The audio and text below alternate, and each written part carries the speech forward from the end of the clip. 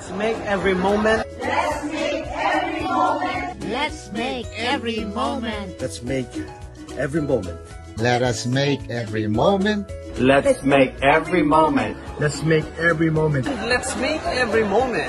Let us make every moment. Let's make every moment. Let's make every moment. Let's make every moment. Let's make every moment.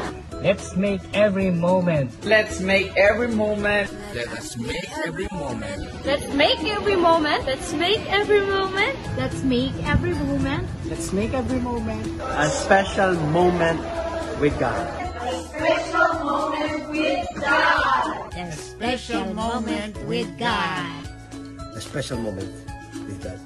A special moment with God. A special moment with God. A special moment with God. A special moment with God. A special moment with God. A moment with God.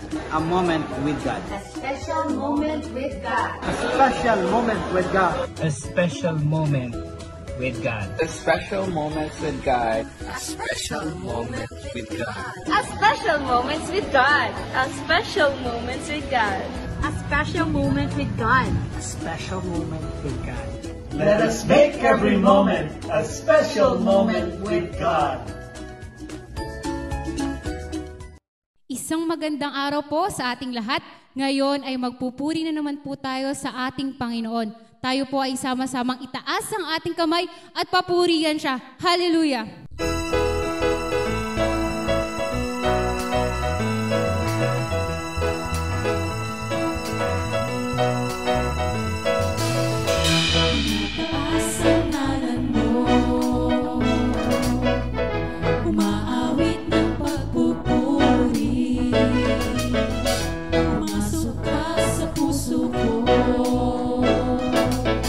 Sa buhay ko ika'y maghari.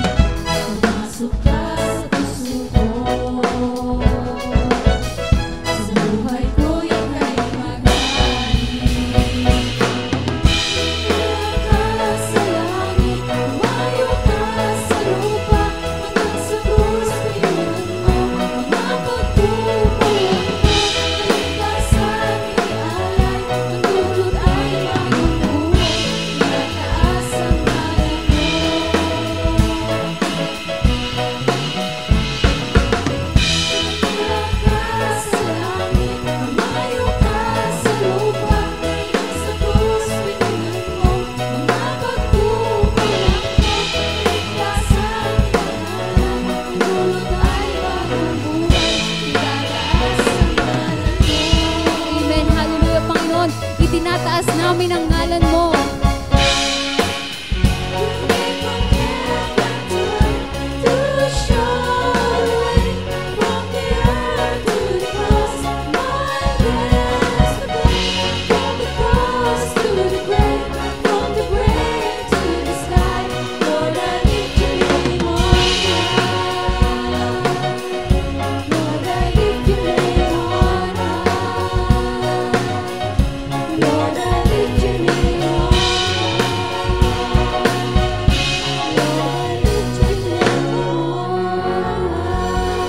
Hallelujah, Panginoon. Ang sarap itaas ng ngalan mo, Panginoon.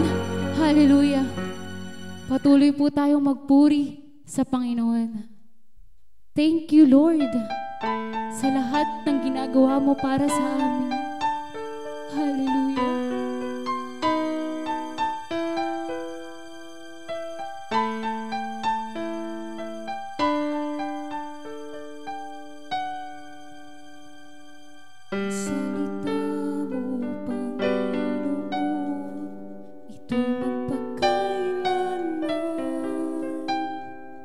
Matibay at di matitinag hanggang sa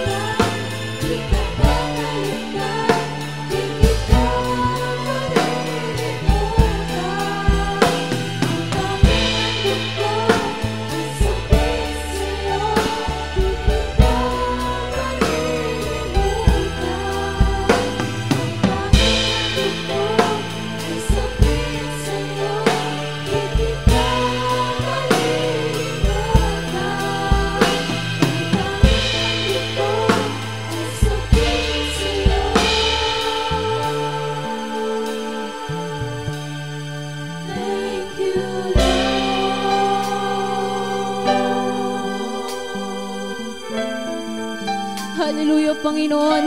Ang lahat ng pasasalamat namin, Panginoon, at pagpupuri ay sa iyo lamang, hallelujah.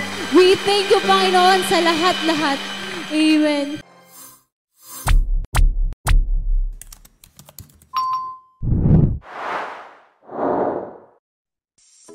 Welcome to another episode of Special Moments with God. Maraming salamat muli sa inyong lahat na ito po ang ating episode na Remembering God's Special Moment.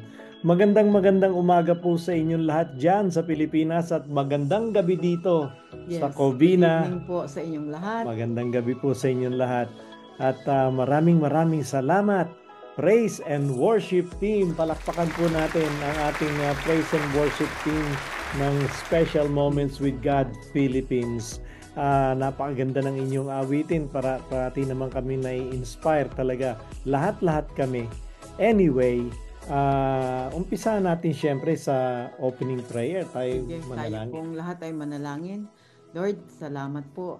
We would like to thank you and praise you and honor you, Father God, for giving us this time, this opportunity na maibahagi po ang special moments with God sa iyong mga anak, sa iyong mga taong sumusubaybay sa programang ito. We thank you for their lives. We thank you for everything you have done for them, Lord God, for the many blessings, the good health of everyone. Yes. Again, we would like to embrace each one of them, Lord God. Amen. Hindi man kami magkakasama, but alam namin na sa Espiritu pa, Panginoon, kami iisa. Amen. We thank you, Lord, for this time, this great opportunity that we can share your word to your people, hallelujah, Father God, through this program, Special Moments with God. Again, nagpupuri, nagpapasalamat kami sa iyo, Panginoon. Itong aming dalangin, in Jesus' name, Amen. Amen. Ay, muli po kaming bumabati sa inyo ng magandang araw po sa lahat sa buong Pilipinas, Luzon, Visayas, Mindanao at sa ibang sulok ng mundo. Magandang araw po sa inyo. Kaya araw, nandudunay umaga, hapon, kagabi, no? Anyway, kamusta ka na, Mamang? Okay naman, perfect. Masaya ang ating Thanksgiving. Yes, diba? yes. Nag-celebrate tayo kahapon.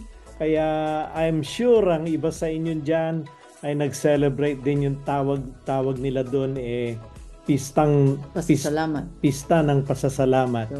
Ayun, kami rin dito, binabati namin kayo ng Happy Thanksgiving. Ano bang iyong special moment sa Thanksgiving? Siyempre, yung lahat ng pasasalamat na iaalay natin sa ating Panginoon. Kasi wala naman tayo iba talagang magagawa, wala tayong masasandalan. Siya lang talaga.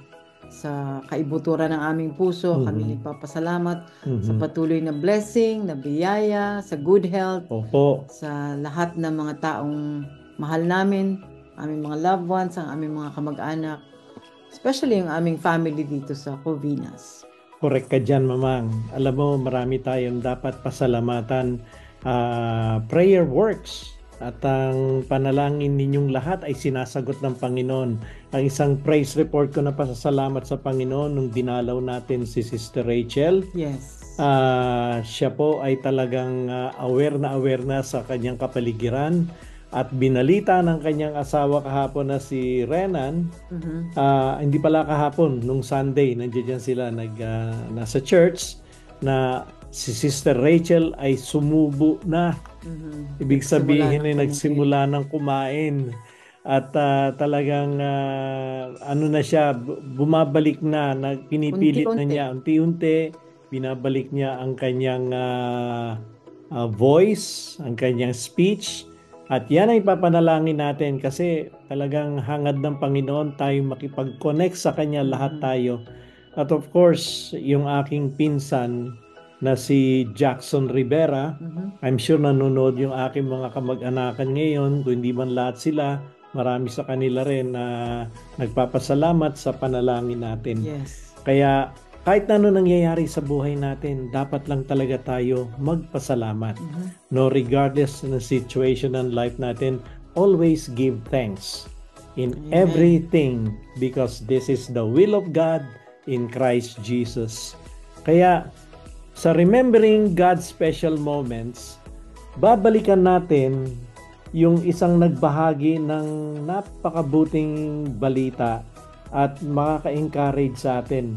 Ito pong tagapagsalita natin ngayon ay babae. Yes. Okay, baka sabihin nila hindi natin binibigyan ng pagkakataon ng mga babae Women dito. power. Yan ang women power. Okay, sapagkat yan po ini-stand natin sa ating iglesia na ang lahat ay may karapatan.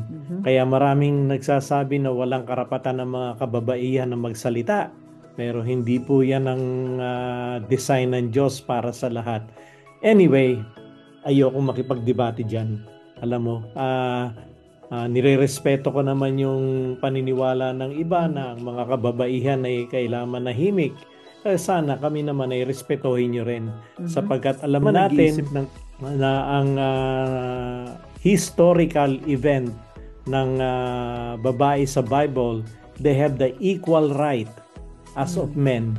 Walang babae, walang lalaki, walang maitim, walang maputi, Ilocano, Bisaya, kung ano man ang iyong lahi, lahat tayo pantay-pantay sa mata ng Diyos. In fact, maraming nga manggagawa si Apostle Paul na puro kababaihan di ba? Tama. Meron pang mga propeta. Anyway, ang ibabahagi namin sa inyo ngayon regarding sa remembering God's special moments ay isang mensahero na napakabait, napakamalumanay, at higit sa lahat, prayerful. Siya po ay asawa ng ating pastor. Siya ay butihing. Butihing may bahay ng ating pastor na mabuti. Si Pastor Francie Balbo, yan po ang kanyang asawa na first time ko siya na-meet sa General Luna. Kaya ngayon naglilingkod sila dyan sa Morong. Siguro huwag na natin patagalin to, no? Pero huwag nyo kakalimutan, magkinig po kayo na maigi sapagkat meron po tayong trivia. Okay? Ang trivia natin ay isang mahalagang bagay sa marami. Sayang din po, di ba? Nanood na kayo, may blessing pa kayo. Pero manood po kayo na maigi rito at hindi naman po mahirap ang trivia ang tatanungin namin sa comment section. Okay. Maybe introduce natin siya, no? Okay.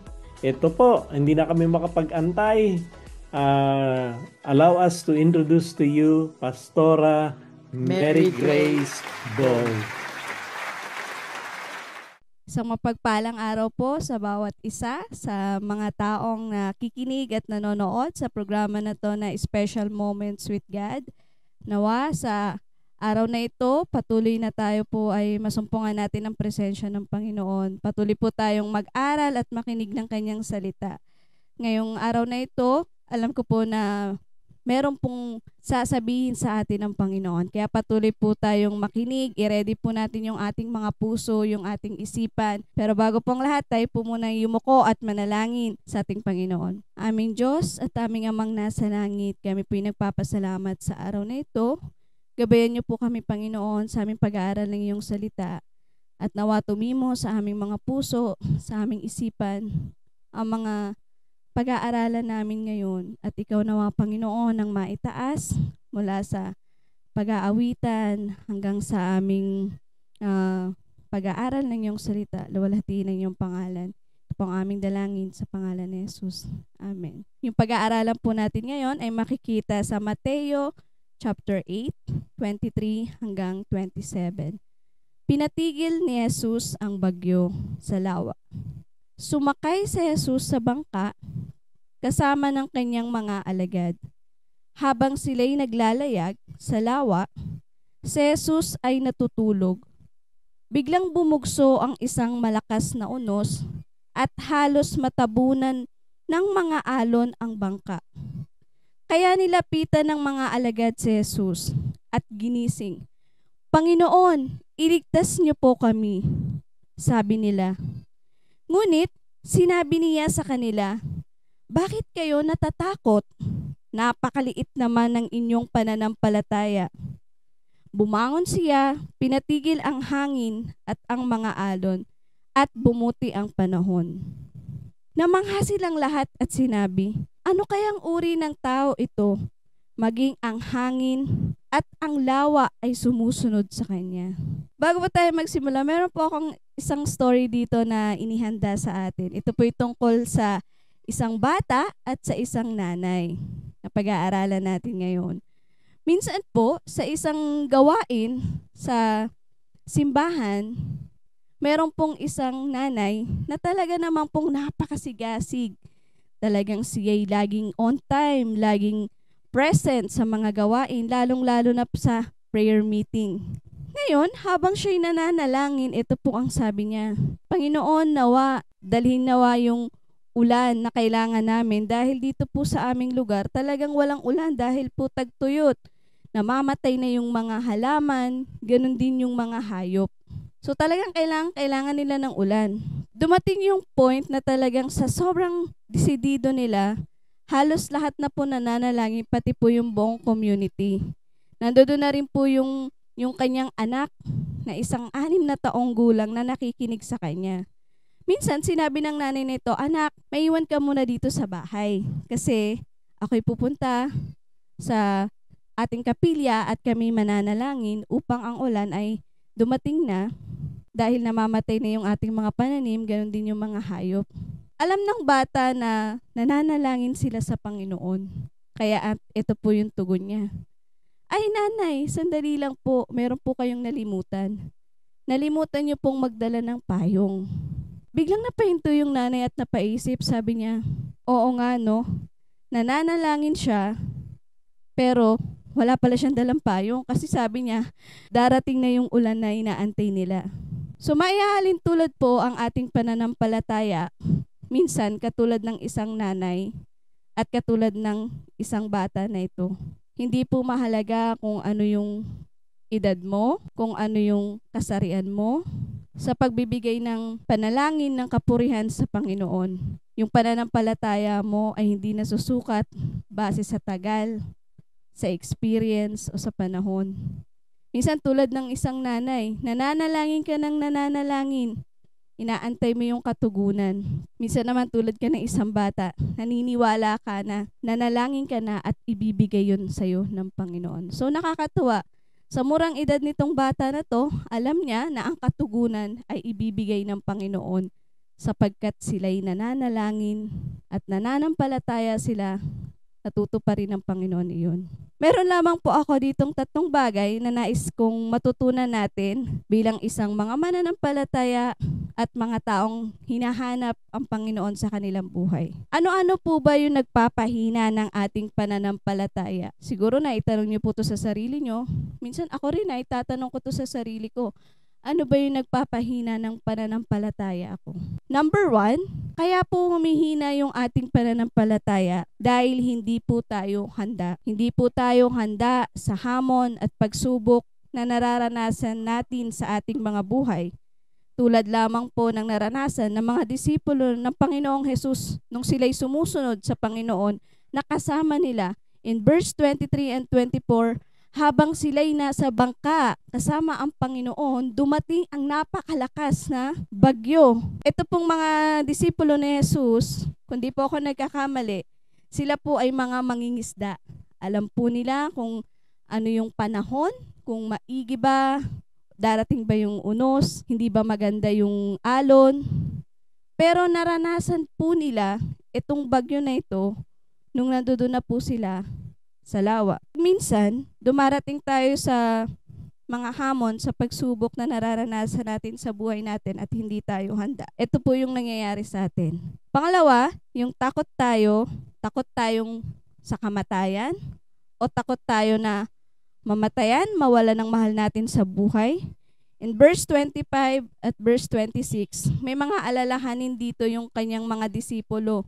Sila po'y sumusunod sa Panginoon, ngunit meron silang pag-aalala sa kanilang buhay. Ito po yung katotohanan na nararanasan natin ng mga tao kapag dumarating po tayo sa pagsubok na ito. Hindi po madali. So gusto ko pong balikan, in verse 8, sa 18 po, ang paglilingkod kay Jesus. Nang makita ni Jesus ang mga tao sa kanyang paligid, inutos niya sa mga alagad na maghanda, tumawid sa kabilang ibayo. Lumapit sa kanya ang isang tagapagturo ng kautusan at sinabi, "Guro, sasama ako sa inyo, saan man kayo pumunta." Ngunit sumagot si Jesus, "May lungga ang mga asong gubat at may mga pugad ang mga ibon, ngunit wala man lang matulugan o mapagpahingahan ang anak ng tao." Isa man sa mga alagad ay nagsabi sa kanya, "Panginoon, maaari po bang umuwi muna ako upang ipalibing ko ang aking ama?" Ngunit sinabi sa kanya ni Jesus, "Sumunod ka sa akin at ipaubaya mo sa mga patay ang pagpapalibing sa kanilang mga patay." So yun din po yung isang nakakapagpaina ng ating pananampalataya, yung takot, yung mga alalahanin sa ating buhay. Pangatlo po, sa ating pagsunod sa Panginoon, ito pa po yung isang nakakapagpahina ng ating pananampalataya. Dahil hindi talaga natin nakilala o naranasan ng Panginoon sa buhay natin dahil wala tayong personal na relasyon sa Kanya. In verse 26 to 27, nandito na nung naglalayag na yung kanyang mga disipulo kasama si Jesus, nandoon yung takot nila dahil nga po sila'y takot mamatay. Takot silang sa nangyayari na ito.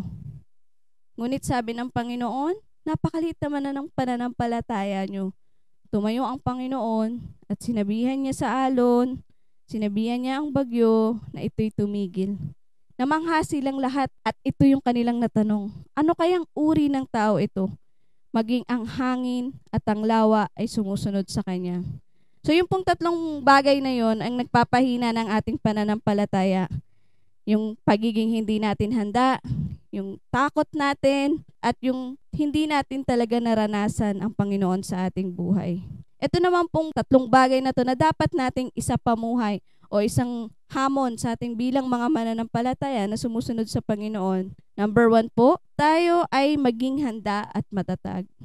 In verse 23 and 24, hindi po nangako ang Panginoon na kapag tayo sumunod sa Kanya, wala na pong problema, wala nang sakit, wala nang kaguluhan. Pero isang nakakatuwang bagay dito na nakita ko at pinaranas ng Panginoon sa Kanyang mga disipulo, na kung tayo po'y sumusunod sa Kanya, hindi po niya tayo iiwan at hindi Kanya pababayaan. Isang paalala po sa atin na tayo po'y dapat laging maging handa at maging matatag. John 10:10, isang paalala sa atin, the enemy come to kill, to steal, and destroy. Ano man yung pinagdadaanan mo sa buhay mo ngayon, maaring mabigat, maaring hindi mo na kaya, maaring gusto mo nang sumuko. Pero ang sabi ng Panginoon, hindi po natapos doon. Ito po yung sinabi niya. Tuloy natin. Juan 10:10, darating ang magnanakaw para lamang magnakaw, pumatay at manira. Naparito ako upang ang mga tupa ay magkaroon ng buhay na masaganang lubos. Huwag po tayong mag-alala. Nandiyan po yung problema, nandiyan po yung pagsubok, pero hindi po natatapos doon. Sabi ng Panginoon, nandiyan din siya. At ano pong sabi niya? Gusto niya magkaroon tayo ng buhay na ganap at lubos.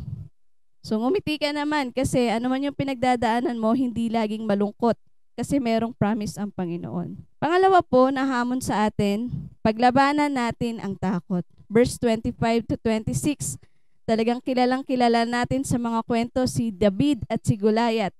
Ano man yung Goliath na pinagdadaanan mo sa buhay mo ngayon, malaki man ito, huwag mong kakalimutan, yung tatandaan, meron kang mas malaking Diyos.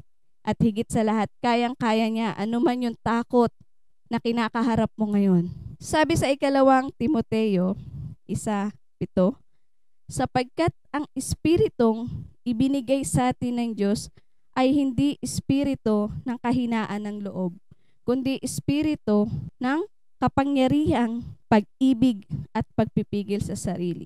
Kaya ano man yung pinagdadaanan mo, lagi mong tandaan na binigyan ka ng Panginoon ng espiritu na hindi ng katatakutan, ng hindi ng kadiwagan.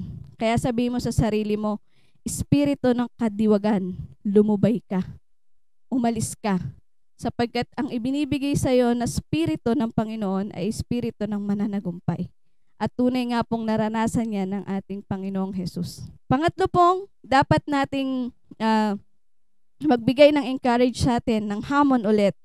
Gawin natin ang pinagagawa sa atin ng Panginoon. At siya na ang bahala sa lahat.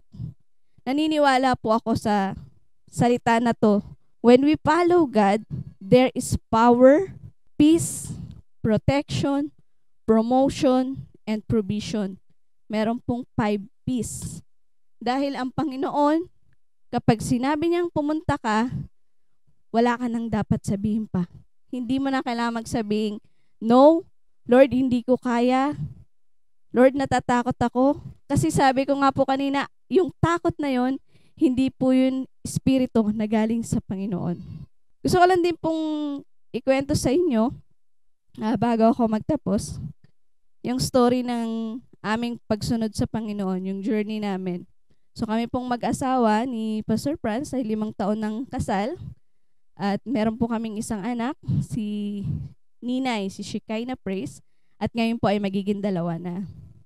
So nung kami po ay na-assign sa aming church noon doon sa Teresa Church, sabi namin, Lord, bakit niyo po kami ina-assign or kailangan naming pumunta doon sa General Luna? Ang dami kong tanong, Lord, napakalayo. Lord, hindi ko alam kung ano mangyari sa amin doon. Wala akong kasiguraduhan. Wala kaming kamag-anak. Wala kaming kakilala. Pero isang bagay po yung natutunan ko doon sa loob ng 3 taon at kalahati.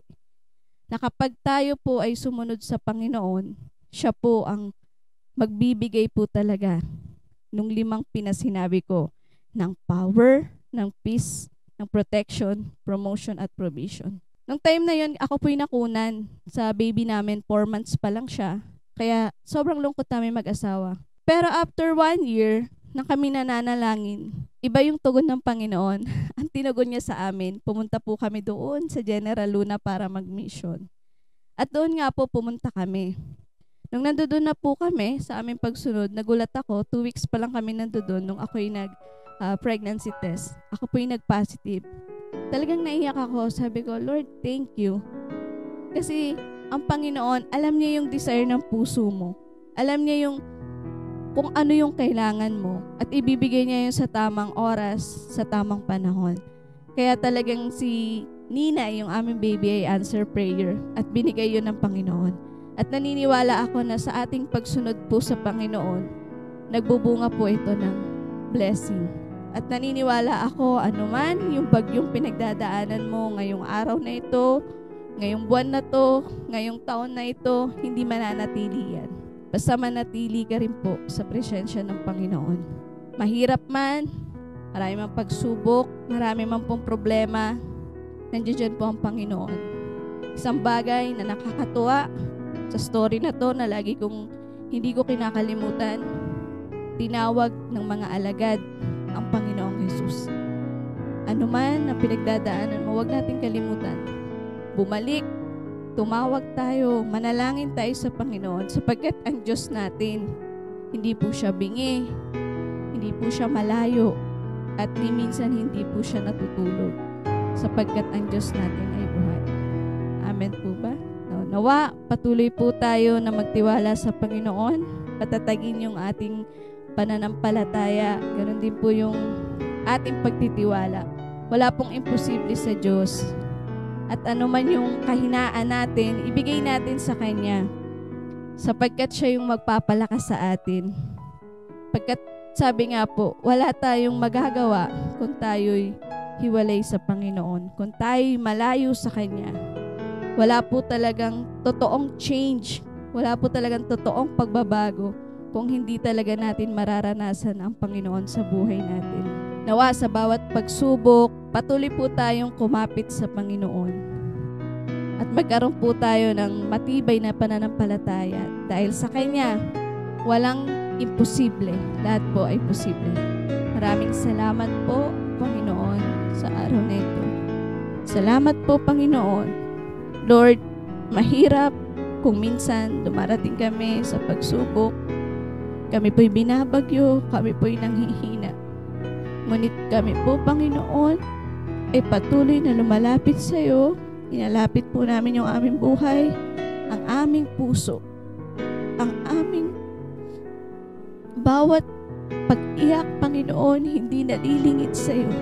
Ang bawat kahinaan namin, Lord, hindi namin kayang itago sa iyo. Lord, patuloy na gamitin mo kami. Ikaw po yung magpalakas sa amin sa panahon na hindi namin kaya, Lord God. Ikaw po yung maging boses namin. Ikaw po yung maging sandigan namin. Salamat po, Panginoon. Lord, may panahon na kami po yung natatakot. Lord, sabi mo nga, hindi ito yung spirito na ibinigay mo sa amin. Lord, salamat po. Itinataas namin ang katagumpayan mo sa bawat gawain mo, sa special moments with God every Saturday, sa bawat gawain ng mga churches, ng mga naghahayag, sa mga missionaries, sa mga Sunday school teacher, sa mga pastor. Ikaw nawa, Panginoon, yung magbigay ng kalakasan sa kanila na patuloy kaming humayo, huwag kaming matakot na ihayag ang iyong salita. Walang makakapigil, Panginoon, sapagkat higit sa lahat, ito po ay iyong salita. Salamat po at gabayan niyo kami muli sa bagong pag-asa na ibinibigay ng iyong salita sa aming buhay. Kami po'y nagpapasalamat sa araw na ito at naniniwala akong pinagpala niyo po ang bawat isa. Ito po ang aming dalangin sa pangalan ni Jesus. Amen. Maraming salamat, Pastora Mary Grace, sa naibahagi mong salita. Nakaka-inspire. Sa mensahe mo. Opo naman. Napakaganda po. Ay, hindi lang maganda. Anong sinabi ng mensahe niya? Matatag na pananampalataya.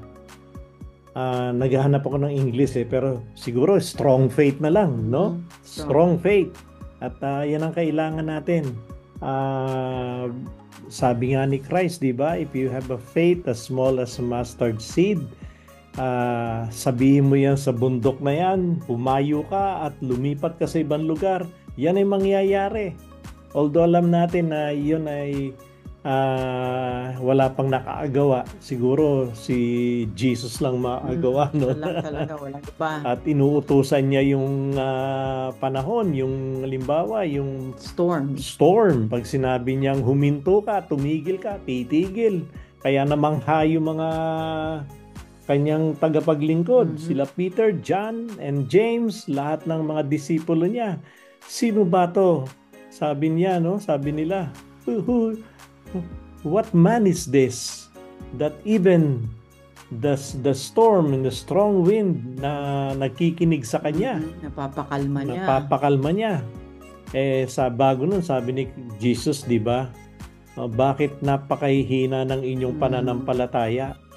Kaya yon. Kaya sabi nga niya, yung sinabi, kahit ang inyong faith ay kasing laki lang ng maliit na buto. Pwede niyong utusan ng bundok na ito, lumipat ka sa ibang lugar, lilipat yan.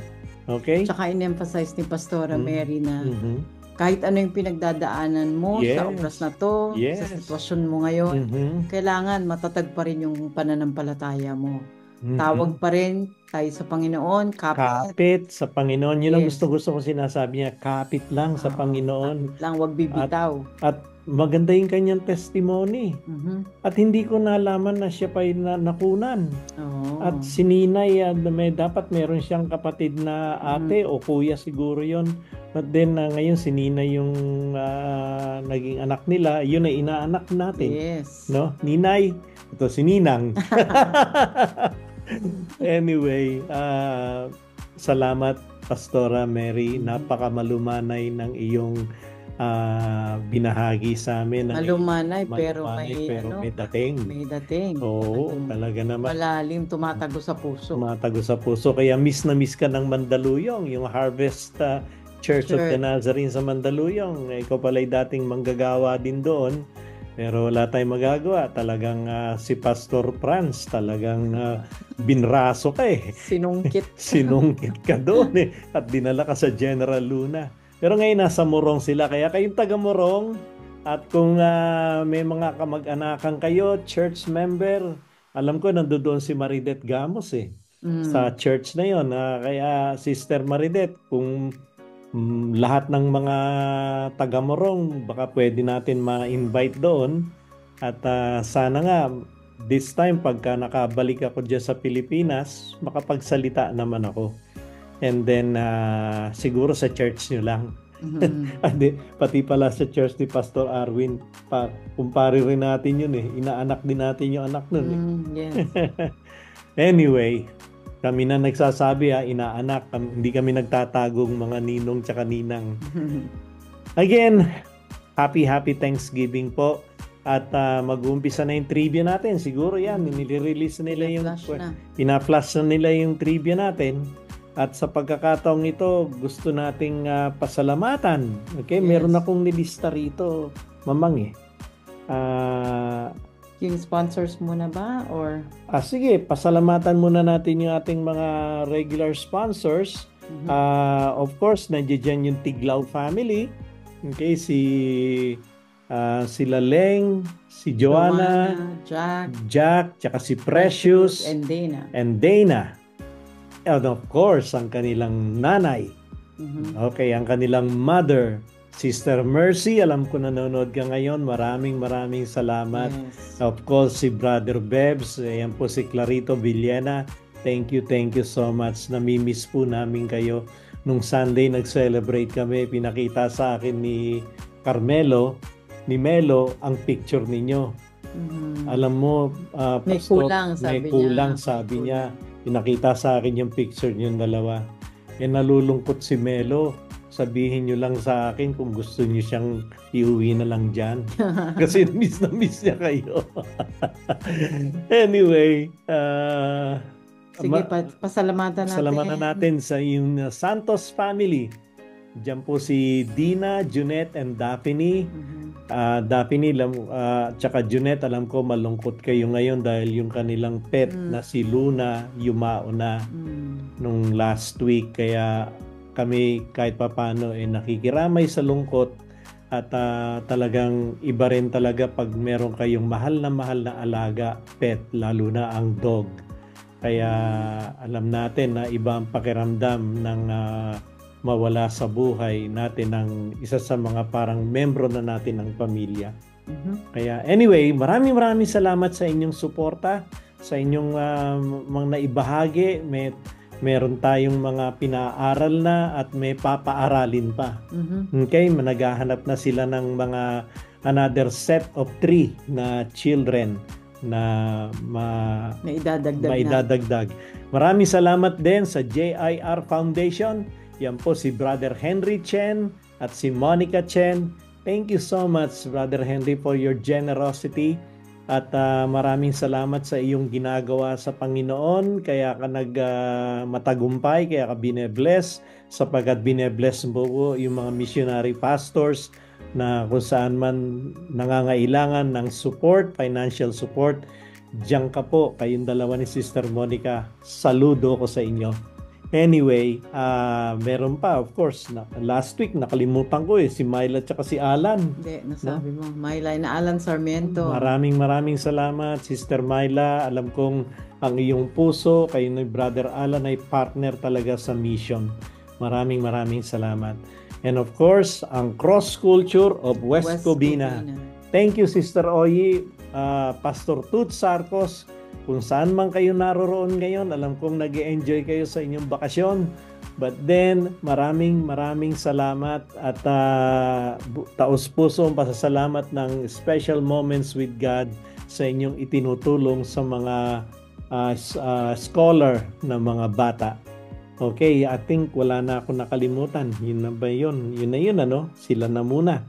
Pero alam mo, higit sa lahat, meron akong listahan na ginawa dito na gusto natin pasalamatan sila sa ere. Ito yung mga regular viewer. Alam ko ngayon, marami sa inyo, ito mga nanonood ngayon na sumasali sa amin, maski sa trivia, madalas manalo itong mga to. Okay? Unang-una sa lahat, si Elaine Gonzalez. Maraming salamat sa iyo, Elaine. Rachel Joy Buneta.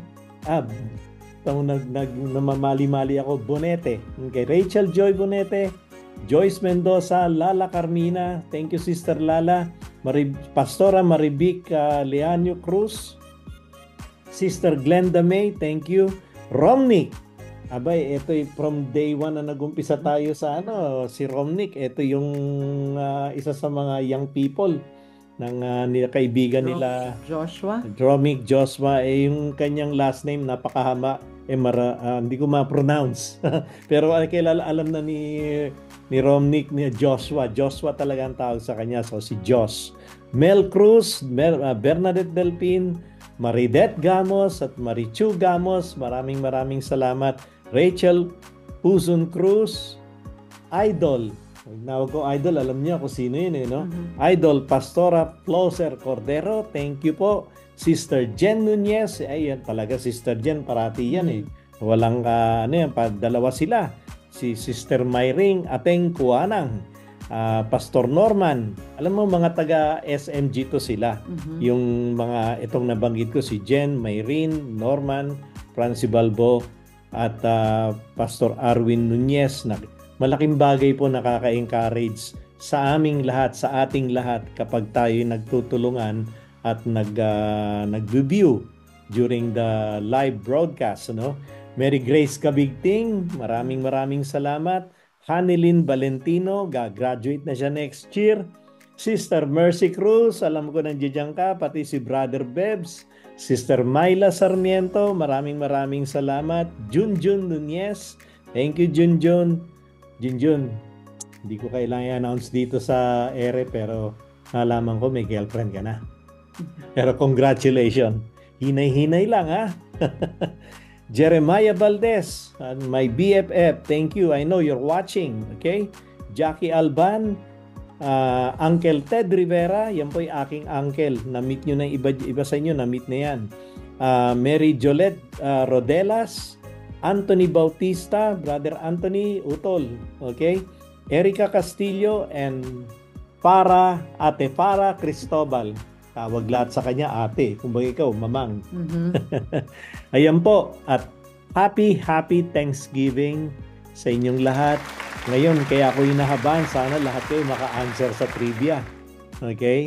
Tayo nga pala, isang special announcement ko after ng December 15, break muna po ang lahat ng programa ng Covinas for Christ. Sunday School, ang Come Let's Talk to God. Although Come Let's Talk to God is a prayer program, pero we will continue to pray. This is to give way in lieu of Christmas. And para New Year. mabigyan naman ng pagkakataon yung mga tao. Magkaroon ng time sa kanilang family. Yes. Sa kanilang mga kailangang asikasuhin during the holidays. During the holidays. Ito po, meron kaming sa diwa ng Thanksgiving, meron pong gusto magpasalamat sa inyo. Meron kaming special short video. Okay, panoorin po nyo.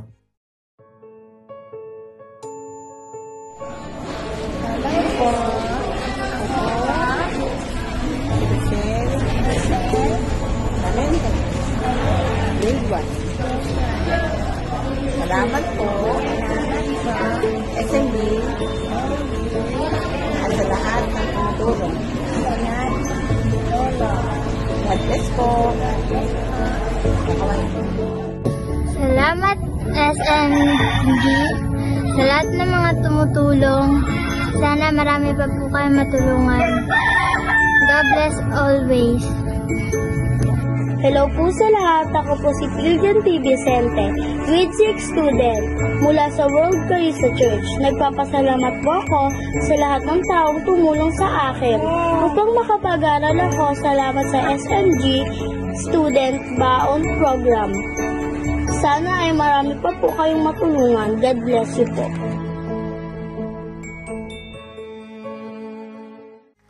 At muli po kami bumabalik. Nakita niyo yung mga bata sa oras na ito na ang mga batang ito ay 3 pa lang. Ngayon naghahanap na tayo ng another set of 3 children na sa pagdating ng panahon, katulad ng sinabi ko, wala imposible sa Panginoon. Pwede siya maging 30, 300 o 3,000. Pag dumating na yung panahon na yan, alam nyo, doon kayo magpupurit, magpapasalamat sa Panginoon sapagkat hindi nyo alam, isa sa mga batang ito, baka pagdating ng panahon, presidente to ng Pilipinas o isa sa mga senador.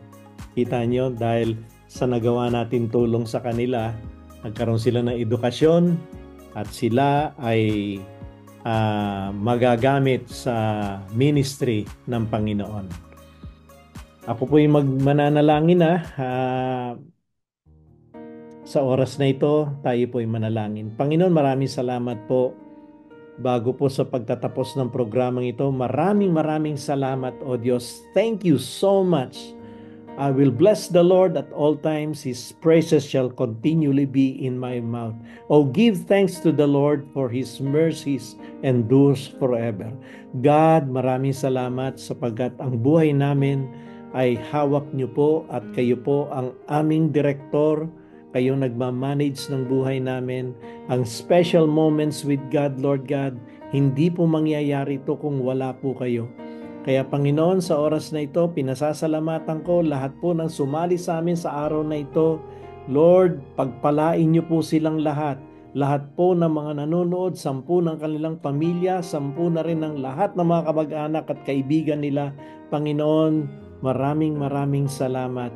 God, we give you praise, we give you thanks. Bless us, O Lord God, today and the rest of the days ahead of us. We give you praise, we give you thanks. In Jesus' name, amen. Amen. Amen.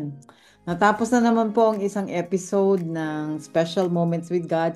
Kami po'y nagpapasalamat sa patuloy niyong suporta, sa wala niyong sawang subaybay sa aming programa linggo-linggo. So nagpapasalamat, nagpupuri kami sa Panginoon sa opportunity na binibigay niya sa amin linggo-linggo. Kami pong muli nagpapaalam na. Ako po si Mamang Gay Rivera. Papang Pastor Sunny Rivera na nagsasabing, Let us make every moment a special moment with God. God bless. Bye. Bye.